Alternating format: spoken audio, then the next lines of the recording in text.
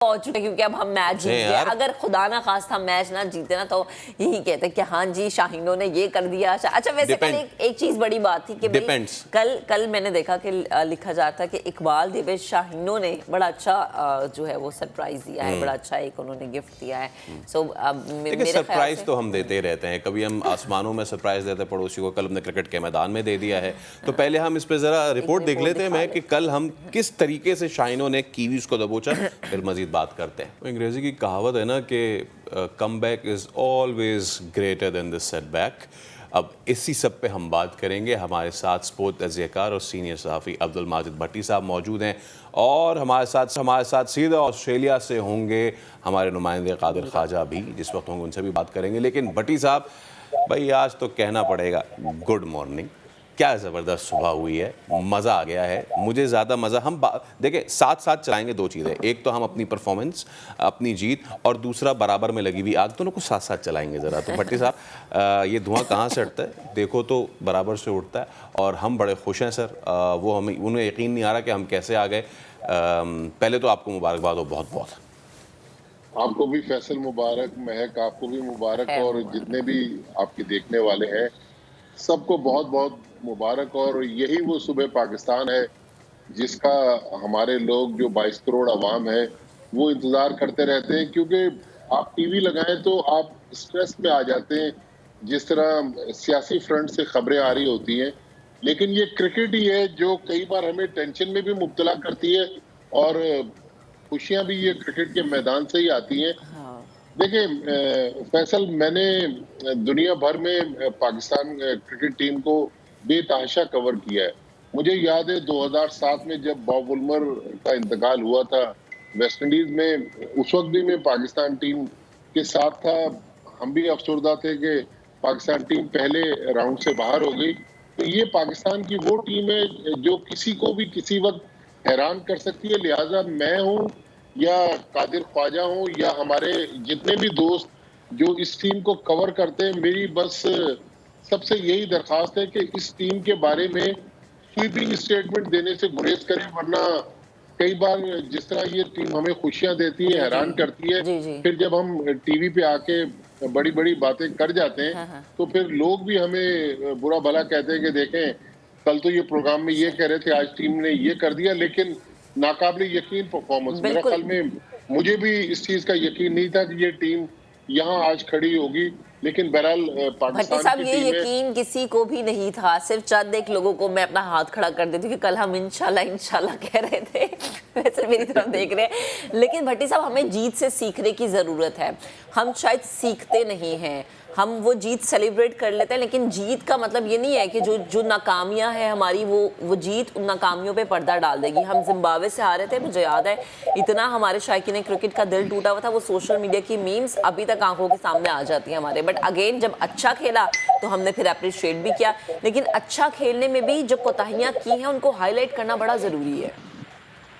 बिल्कुल महक, आप दुरुस्त कह रही हैं कि जो जीत है ना बहुत सारी खामियों पर पर्दा डाल देती है। लेकिन बहरहाल क्रिकेट है, क्रिकेट में कहते हैं कि नाकाबिले यकीन और अजीबो गरीब इत्तफाकात का खेल है कि हम जिम्बाब्वे से हार गए, जिम्बाब्वे टूर्नामेंट से बाहर हो गया, नेदरलैंड ने साउथ अफ्रीका को हरा दिया।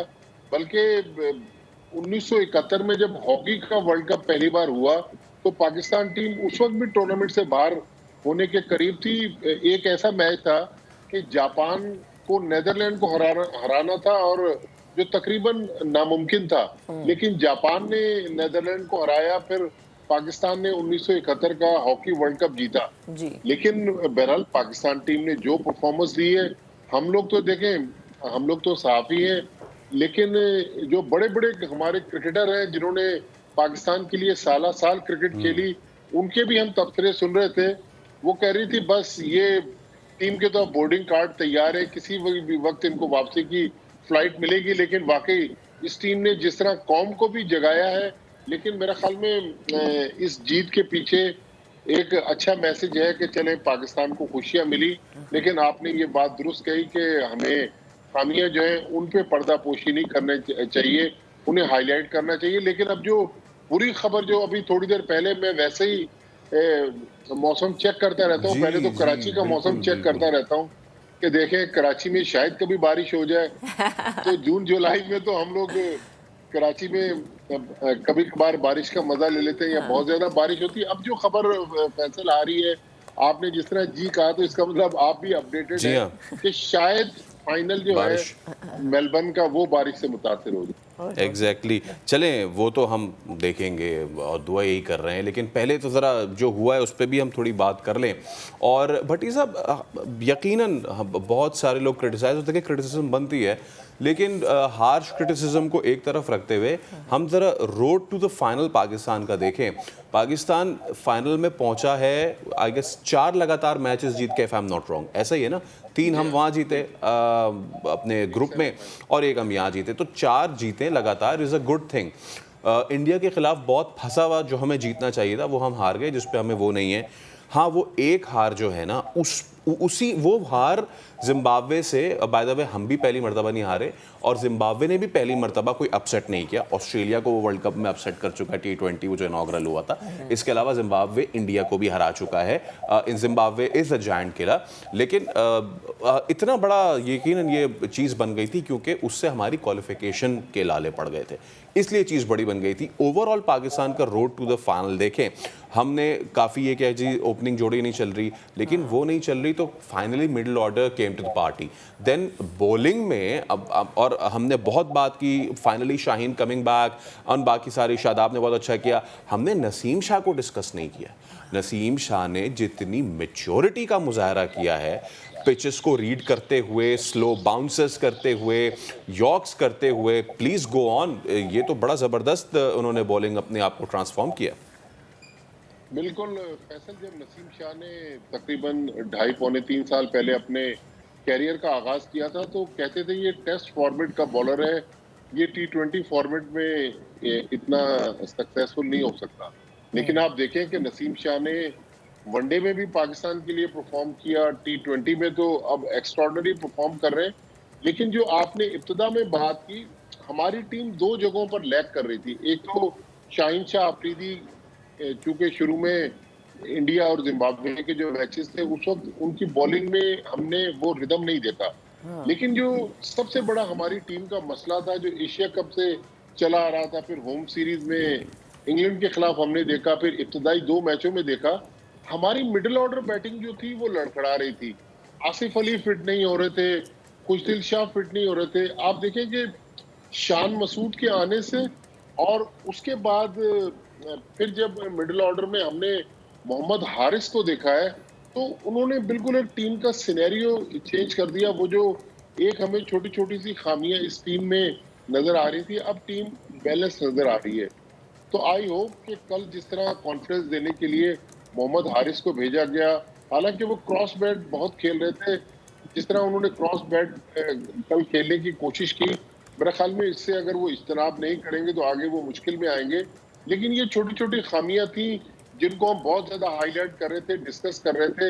लेकिन फाइनली हमारी जो बॉलिंग थी उसमें हमने एक और अच्छा इजाफा ये किया कि एक बैट्समैन को कम किया और मोहम्मद वसीम जूनियर को लेकर आए। तो मोहम्मद वसीम जूनियर के आने से हमारी फास्ट बॉलिंग पर एक जो बोझ था बहुत ज्यादा कि जी 3 फास्ट बॉलर ही 12 ओवर करवाएंगे, तो हमें 16 ओवर्स का ऑप्शन मिल गया। हमारे स्पिनर्स जो थे, 2 तो हमारे रेगुलर स्पिनर थे, उसके बाद मोहम्मद नवाज ने भी, वो इफ्तिखार अहमद ने भी बॉलिंग में हमें सहारा दिया। तो ओवरऑल जी अब एक हमारी टीम ऐसी बैलेंस टीम बन गई है जिसको हम कह सकते हैं कि अगर बारिश ने इजाजत दी जी और जी, इतवार को मैच कंप्लीट हुआ तो इंशाल्लाह पाकिस्तान चैंपियन बनेगा। लेकिन इंशाल्लाह। अभी भी मेरे ख्याल में हम लोग, क्योंकि जो महक ने पिछला सवाल किया था उसमें मैं जवाब देते देते भूल गया जी जी, कि हम लोग बेसिकली जज्बाती कौम है। हाँ, हम बहुत ज्यादा हाइपर हैं, हम बहुत ज्यादा या तो एक्सट्रीम पे चले जाते हैं, हमारी प्यार करने की शिद्दत भी बहुत ज्यादा है, और हम एकदम से फिर नफरत पे भी उतर आते हैं। तो मेरे ख्याल में बैलेंस इस नहीं चीज है। से हमें इज्तिनाब करना चाहिए। थोड़ा हमें अपने मिजाज में बैलेंस लाने की जरूरत है। जी भट्टी साहब, अच्छा भट्टी साहब, फील्डिंग में तो हमने कल कमाल किया ना। मुझे याद है कि पिछले साल वर्ल्ड कप का फाइनल जब हुआ था तो हसन अली का कैच छूटा था। फिर इस साल एशिया कप में फाइनल में हमने देखा कि और भी कैचेस छूटे हैं, लेकिन कल तो हमने मामला बिल्कुल टर्न ओवर कर दिया। तो इस पे भी अप्रिशिएट करना बनता है।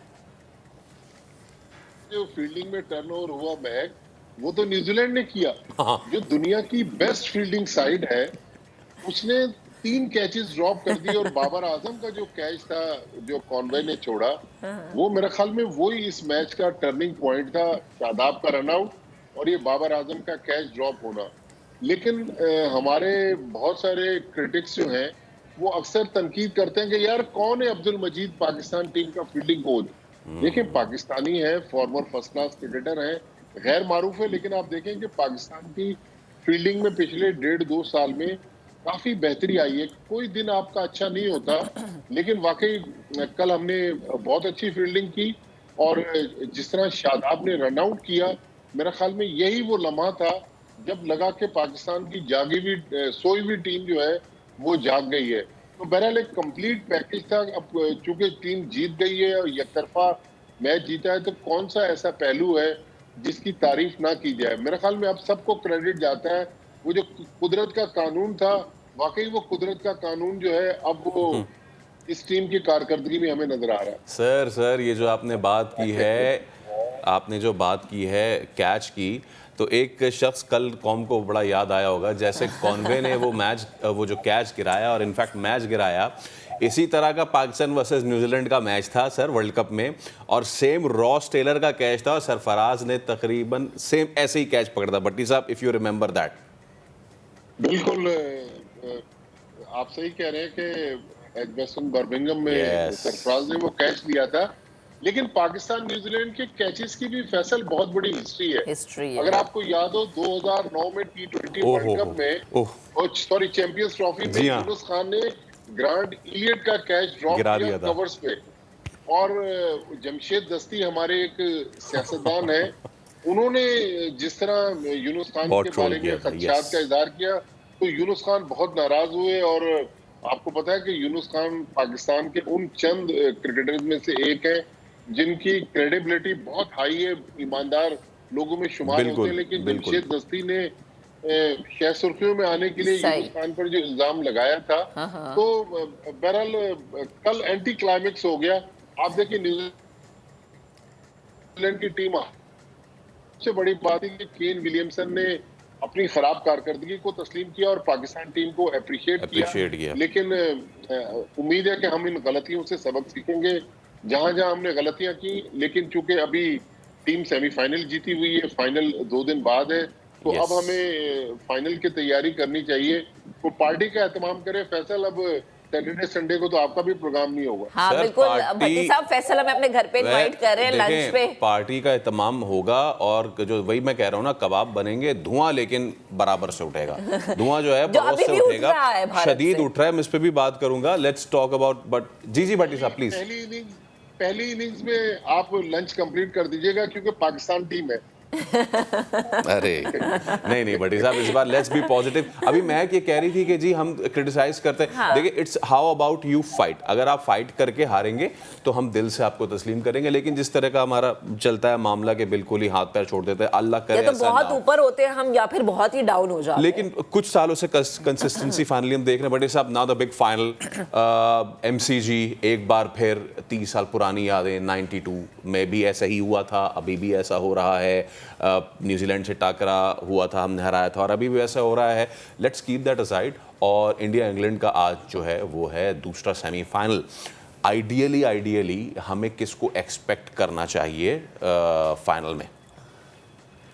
देखें, मजा तो फैसल उस वक्त आएगा कि इंडिया फाइनल में पहुंचे और हम फाइनल जीते। लेकिन कल पाकिस्तान की जीत के बाद जिस तरह इंडियन चैनल्स पर और सोशल मीडिया पर इंडियंस ने जिस तरह अपना गुबार निकाला है पाकिस्तान टीम के खिलाफ, तो मेरा तो ख्याल है कि इंडिया का सफर अगर आज खत्म हो जाए तो मेरे ख्याल में हमें 2 दिन पहले भी एक छोटी सी खुशी मिल जाए तो कोई बुराई नहीं है। बिल्कुल सही कह रहे हैं। अच्छा, इस मौके पे मैं चाहूँगा कि हम वो ज़रा कुछ एक आधा ट्वीट भी शेयर करें जो वहाँ के कुछ खिलाड़ियों की तरफ से किया जा रहा है, और ख़ास तौर पे गौतम गंभीर हो गए, या अब तो उस लाइन में इरफान पठान भी लग गए हैं। इरफान पठान भी उस लाइन में लग गए हैं, जिसमें पहले तो वो ट्रोल करते हैं, चले अच्छी बात है, ये हल्का फुल्का नोकझोंक होना चाहिए। पड़ोसियों संडे कैसे गया, पड़ोसियों संडे ऐसे गया, उनके संडेज भी बहुत ज़्यादा ख़राब गुजरे। लेकिन कल उन्होंने जो ट्वीट किया, if you can show that, तो उन्होंने कहा जी पड़ोसियों जीत आती जाती रहती है, लेकिन ग्रेस आपके बस की बात नहीं है। Look who is talking. जिनके अपने जो लीग्स हैं वहाँ पे फिक्सिंग की बात आती रहती है, पूरी पूरी टीम बिकी हुई होती है, बैन किया जाता है, और बैन करने के बाद वो टीम का नाम चेंज करके फौरन उनको लिया जाता है। ये किसकी बात कर रहे थे? क्या हुआ है इनके साथ? ऐसा फैंस ने इनके साथ ऐसा क्या कर दिया कि ये बात कहने पे मजबूर हो गए भट्टी साहब? देखिए, खेल है, खेल को खेल की तरह लेना चाहिए। मेरा ख्याल में जब से ये बीजेपी की हुकूमत आई है तो इतना एंटी पाकिस्तानी सेंटिमेंट्स आ गया है। मैं अभी दुबई में था एशिया कप के दौरान, तो एक इंडियन चैनल को इंटरव्यू दे रहा था, तो Pakistan India cricket series revival की बात हुई। तो मैंने कहा कि जब तक नरेंद्र मोदी भारत के वजीर आजम है, मुझे नहीं लगता कि पाकिस्तान इंडिया की जो बायलैटरल सीरीज है वो शुरू हो। तो उस इंटरव्यू लेने वाले ने फैसल वहीं पर इंटरव्यू रोक के कहने लगे, सर आप मोदी साहब के बारे में ये बातें ना करें। अच्छा। पहली बात ये कि मैं ये आपका जवाब एडिट कर दूंगा, क्योंकि अगर ये ऑन एयर हो गया आपको तो कुछ नहीं होना, हमारा चैनल बंद हो जाएगा। तो उससे आप अंदाजा लगा लें कि इंडिया जो है इस वक्त जा कहाँ रहा है। सही है। और अगेन भट्टी साहब वही बात है कि ये छोटी जहनियत होती है कि जब आप खेल को खेल लेते हैं उसको पर्सनली ले जाते हैं। ये माफ कर दें, चलें कोई भट्टी साहब ऐसे माफ कर दें, क्योंकि उन्होंने जब ये कह दिया कि हमारा चैनल बंद हो जाएगा हमारा, तो हम चलें उनको माफ करते हैं। बहुत शुक्रिया भट्टी साहब।